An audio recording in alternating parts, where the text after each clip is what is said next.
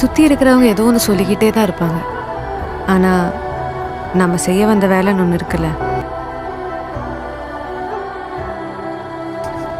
வேலையை சரியாக செஞ்சால் மரியாதை தானாக வரப்போகுது.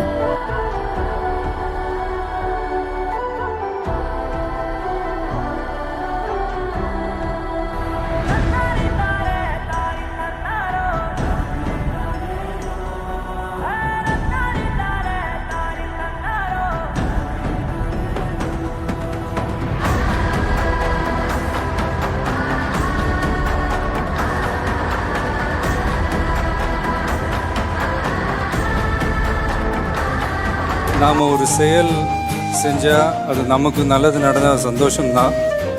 ஆனால் அதே செயல் நம்மளை சுற்றி இருக்கிறவங்களுக்கும் நல்லது நடந்தால் அதுதான் சரியானதும்.